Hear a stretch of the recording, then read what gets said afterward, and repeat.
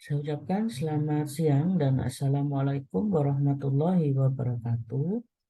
Oke, baik, pada hari ini saya akan memberikan materi untuk kelas 11 IPA, yaitu di bab berikutnya, yaitu mengenai laju reaksi, ya, atau ada yang menulisnya, ya, memberi nama kecepatan reaksi, itu ya, sama saja.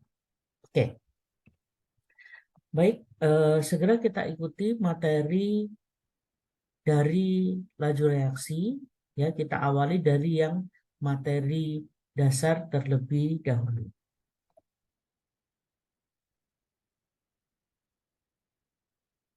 Oke, baik, untuk materi pada bab laju reaksi, yang pertama kita bahas adalah mengenai kemolaran, itu ya.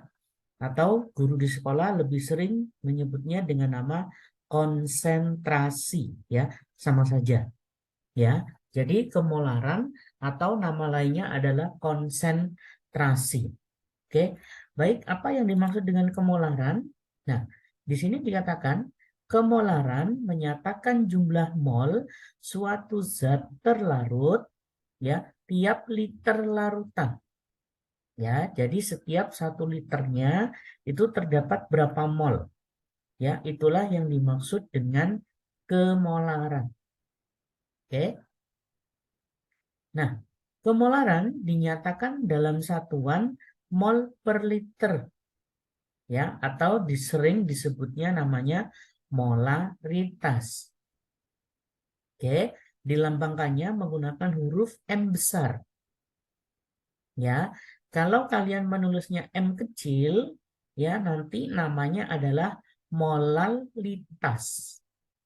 Ya, jadi nanti ada namanya molar, molaritas menggunakan R, nanti ada yang namanya molalitas menggunakan L.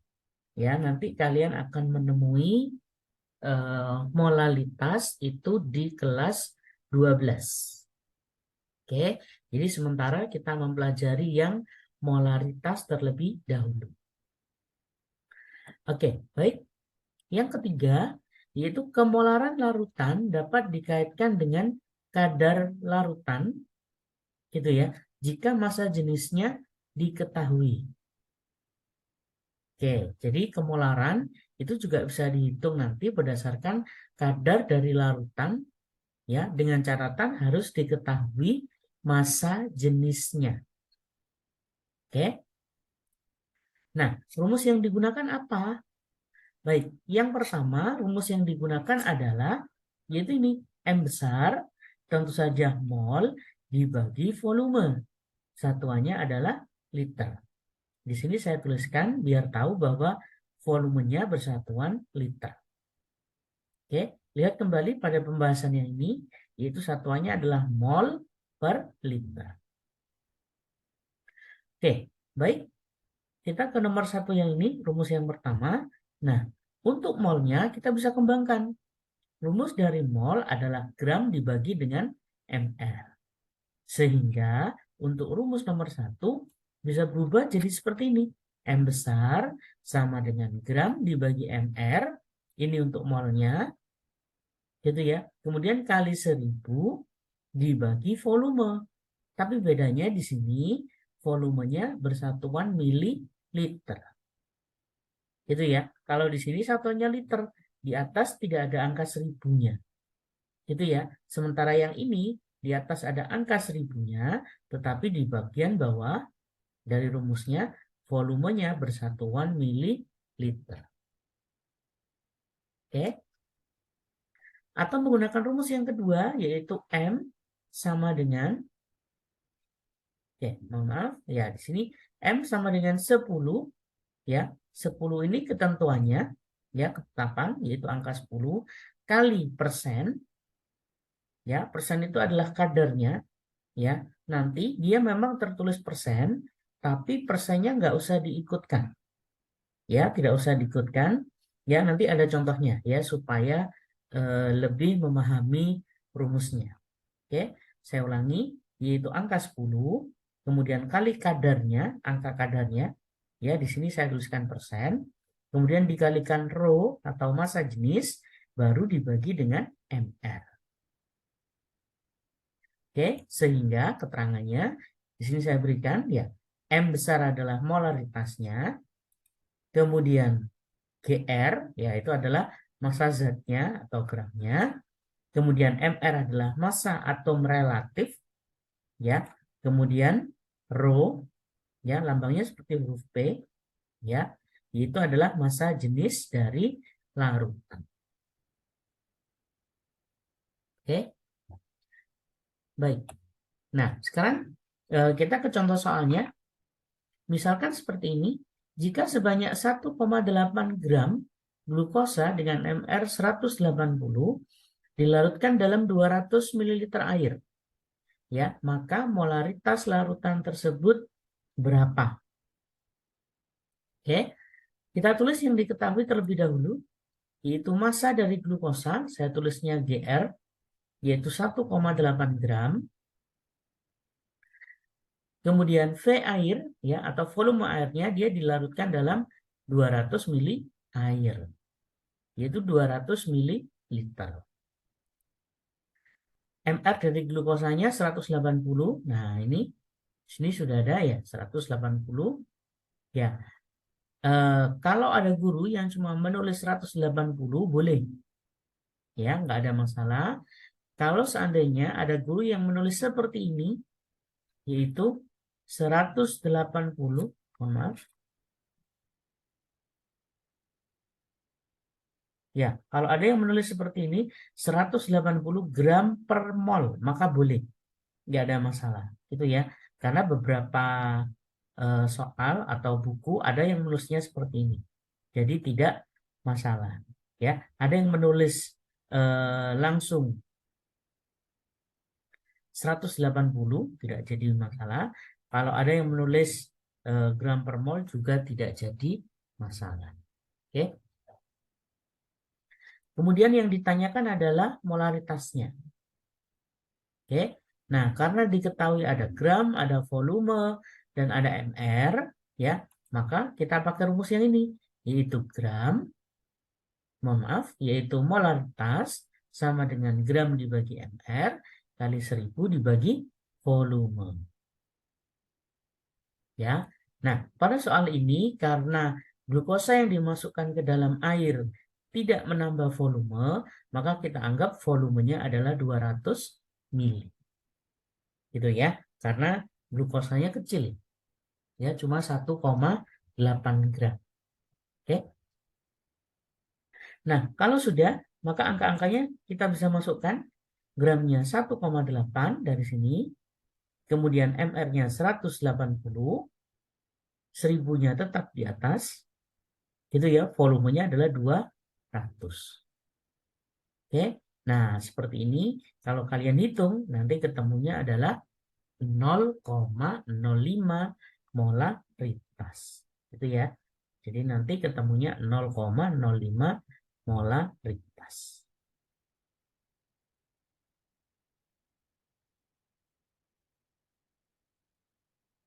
Oke, baik untuk soal berikutnya. Contoh berikutnya, di laboratorium terdapat botol berisi larutan asam sulfat. Pada label yang melekat pada botol tersebut tertulis kadar 25% dan massa jenis 1,2 gram per mililiter. Ya, maka molaritas larutan tersebut berapa? Ya, di sini diketahui MR dari asam sulfat yaitu 98. Oke, kita tulis terlebih dahulu ya asam sulfatnya nggak jadi masalah. Kemudian di sini saya tuliskan kadar 25%. Oke, berarti nanti ya kita ambil angka 25-nya saja.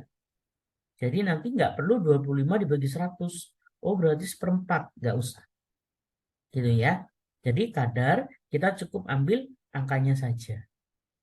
Ya, misal Pak tertulis 36%, ya, maka kita cukup ambil angka 36-nya saja.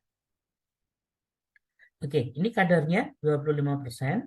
Kemudian massa jenisnya 1,2 gram per mililiter. Ya, kemudian MR-nya 98. Oke, nah yang ditanyakan M-nya. Ya, maka kita gunakan rumus yang ini. M besar sama dengan 10. 10 itu ketentuannya, ya. Persen yaitu kadar, berarti nanti persen ini langsung diganti angka 25. Gitu ya. Kemudian rho-nya atau massa jusnya 1,2, kemudian MR-nya adalah 98. Oke, kalau sudah maka saya tulis kembali 10-nya tetap, ya. Persennya 25 kita ambil dari sini, yaitu langsung angka 25. Kemudian rho-nya yaitu angka 1,2 per 98.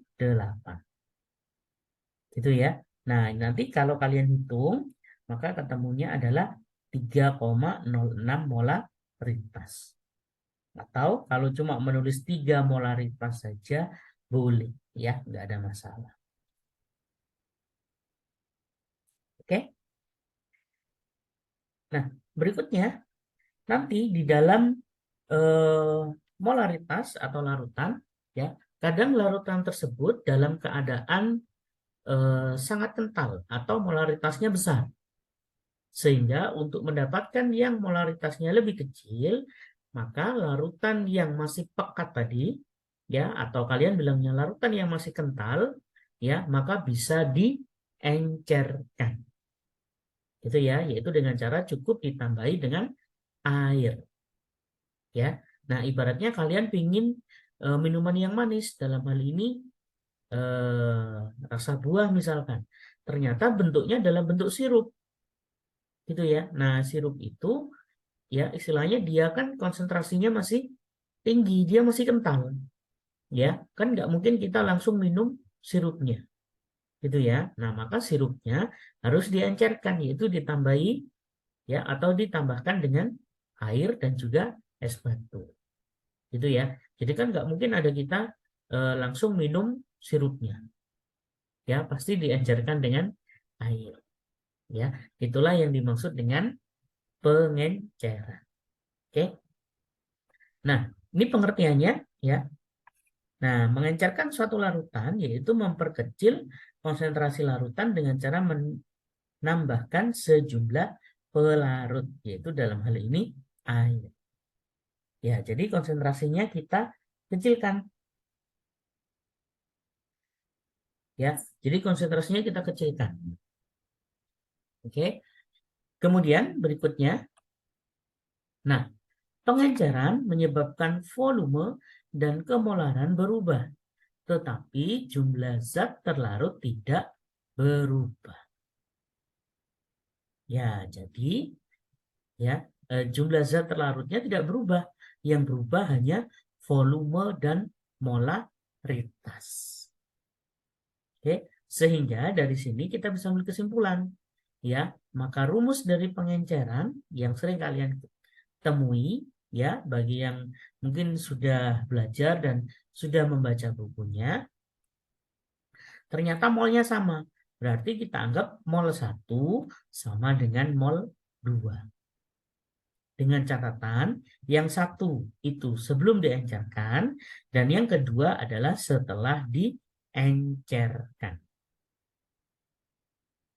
Oke, maka nah mol karena dia satu, ya urutan ke satu, maka mol itu rumusnya molaritas kali volume.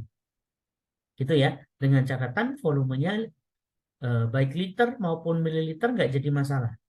Ya, karena di sebelahnya juga ada M kali V. Ya, ini untuk yang kedua, mengikuti. Gitu ya. Nah, dengan catatan yang pertama yaitu sebelum diencerkan dan yang kedua yaitu sesudah diencerkan. Ya. Nah, ingat ya bahwa V1 dan V2 ini adalah volume larutannya. Ya. Nah, kadang kalian yang ditanya adalah volume air. Ya, maka volume air itu bisa didapat dari V2 dikurangi V yang pertama. Ya, sekali lagi V air didapat dari V2 dikurangi V1. Tentu dengan catatan bahwa V2-nya, ya, V2-nya itu adalah sesudah diencerkan, maka volumenya pasti lebih besar. Ya, ibaratnya tadi saya bilang kita mau menikmati sirup, ya, 1 gelas besar, ya, maka sirup aslinya itu cuma 1 sendok. Kemudian yang gelas besar tadi isinya air. Ya, nah 1 sendok tadi dituangkan ke dalam 1 gelas besar tadi. Nah, ingat sirup yang pertama, jadi mohon maaf, sirup yang ingin kita minum tadi itu hanya 1 sendok. Tentu volumenya hanya 1 sendok. Gitu ya. Maka setelah diencerkan, ya, maka sirup tadi akan masuk dalam wadah yang besar. Ya, otomatis volumenya jadi besar. Gitu ya. Jadi bisa difahami ya, maka volume yang kedua atau V2 itu pasti lebih besar daripada V1. Sehingga volume air itu didapat dari V2 dikurangi V1. Oke. Nah, ini contohnya. Misalkan sebanyak 40 ml larutan natrium hidroksida 2 molaritas diencerkan dengan sejumlah air hingga volumenya 200 ml. Yang ditanyakan konsentrasi larutan setelah pengenceran. Gitu ya. Nah, larutannya jenisnya NaOH, kemudian volumenya 40 ml, ini V1, ya. Kemudian molaritasnya 2 molaritas. Kemudian V2-nya 200 mili. Perhatikan di kalimatnya, ya, diencerkan dengan sejumlah air hingga volumenya 200 mili. Ingat kalimatnya hingga. Ya, jadi bukan ditambahi air 200 mili. Kalau nanti ada kalimat ditambahi air 200 mili, maka V2-nya bukan 200, tetapi 40 ditambah 200. Gitu ya. Maka perhatikan benar-benar kalimatnya ya. Jadi kata-katanya harus kalian perhatikan. Ya, di sini kalimatnya ya diencerkan dengan sejumlah air hingga volumenya. Gitu ya. Di sini kalimatnya hingga volumenya. Tapi kalau kalimatnya ditambah air 200 mili gitu ya, maka V2-nya didapat dari 40 ditambah miliknya air. Oke. Kemudian yang ditanyakan berikutnya adalah M2-nya. Ya, molaritas yang kedua. Jadi konsentrasi larutan setelah pengenceran. Oke. Nah, maka kalian pakai rumus yang ini. M1 kali V1 sama dengan M2 kali V2. Oke. Maka M1-nya itu 2 molaritas, V1-nya itu 40, M2-nya yang dicari, V2-nya yaitu 200. Gitu ya. Nah, maka dari sini kita bisa dapat M2 sama dengan, ini dikalikan yaitu 80 dibagi 200 yang sebelah kanan. Ya, maka hasilnya ketemu 0,4 molaritas. Oke, bisa difahami ya. Baik, soal yang terakhir, contoh yang terakhir, yaitu hitung volume air yang harus ditambahkan. Nah, perhatikan di sini kalimatnya hitung volume air yang harus ditambahkan pada 100 ml larutan HCl 0,5 molaritas sehingga konsentrasinya menjadi 0,2 molaritas. Oke. Baik. Larutannya adalah HCl, kita tulis terlebih dahulu. Kemudian V1-nya 100 ml, M1-nya 0,5, kemudian M2-nya 0,2. Oke, yang ditanya adalah volume dari airnya berapa. Nah, tipe seperti ini bisa dikerjakan dengan 2 cara. Ya, saya tunjukkan dua-duanya. Jadi nanti kalian yang memutuskan sendiri mau pakai cara 1 atau cara 2. Ya, jadi silahkan dipilih. Oke, baik. Cara yang pertama, kita pakai rumus ini terlebih dahulu. Ya, M1 kali V1 sama dengan M2 kali V2. Kita cari V2-nya terlebih dahulu. Oke, maka kalau sudah kita masukkan yang diketahui, nah, M1-nya yaitu 0,5, V1-nya yaitu 100, M2-nya yaitu dari sini 0,2 kali V2. Oke, maka V2-nya yaitu didapat dari, ini kita kalikan, ketemunya 50 dibagi 0,2. Itu ya. Maka ketemunya 250 ml. Oke, ingat ini masih volume. Jadi volume keduanya 250. Berarti berapa airnya? Nah, airnya, V airnya yaitu angka yang besar tadi, 250 dikurangi 100. Maka air yang ditambahkan hanya 150 ml. Oke, ini cara yang pertama. Nah, cara yang kedua, cara yang kedua saya letakkan di sebelahnya, ya, saya batasi dengan garis merah. Cara yang kedua, kita misalkan, ya, yaitu V2 itu didapat dari V1 ditambah air. Berarti nanti V2-nya kita ganti V1 ditambah air. Kalau sudah, tetap pakai rumus yang ini. M1 kali V1 sama dengan M2 kali V2. Oke, ini sudah. M1 kali V1 sama dengan M2 kali V2. Ya, saya terus kembali rumusnya. Cuma pada V2-nya saya ganti ini. V1 ditambah V air. Oke, ini tetap. Nah, ini lihat V2-nya saya ganti V1 ditambah V air. Nah, yang ditanyakan adalah V airnya. Oke, seperti ini kita kalikan, yaitu 0,5 kali 100. M2-nya adalah 0,2. Oke, nah V1-nya itu tadi 100 ditambah V air. Oke, sehingga, nah ini kita kalikan dulu, temunya 50.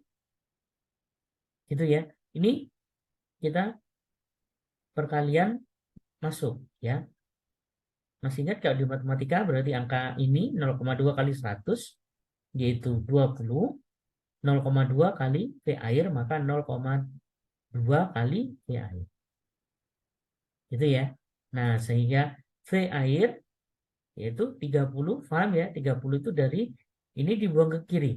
Jadinya 30 per 0,2. Gitu ya. Nah, dengan demikian ketemunya adalah 150 ml. Oke, jadi baik, dengan cara satu maupun cara dua, dua-duanya pasti ketemu angka yang sama. Oke, nah kalau kalian misalkan kok angkanya beda, ya pakai cara satu dan cara dua, ya bisa jadi dua-duanya, ya bisa jadi dua-duanya yang kalian pakai itu ada yang salah. Mungkin salah meletakkan bilangan atau salah membacanya, ya. Jadi mohon sekali lagi di dalam membaca soalnya mohon lebih teliti kembali. Oke? Ya, baik, inilah materi awal yang bisa saya sampaikan untuk bab tentang laju reaksi, gitu ya. Jadi materinya akan kita lanjut di minggu depan, ya, di video berikutnya di minggu depan. Baik, saya ucapkan terima kasih dan wassalamualaikum warahmatullahi wabarakatuh. Ya, baik. Inilah yang bisa saya share untuk siswa-siswi sekalian, ya. Jadi bisa di-share ke teman-teman yang lain ya jika bermanfaat dan agar dapat membantu teman yang lainnya, gitu ya. Dan bisa di-subscribe untuk mendapatkan update videonya di tiap minggunya, gitu ya. Dan bagi yang menonton channel ini silahkan beri komentar yang positif di channel ini. Ya, itu saja yang bisa saya berikan kepada siswa-siswi sekalian, baik untuk yang kelas 10, kelas 11 maupun kelas 12. Ya, semoga channel ini dapat membantu untuk proses pembelajaran untuk siswa-siswa sekalian. Ya, baik. Terima kasih atas waktunya. Assalamualaikum warahmatullahi wabarakatuh.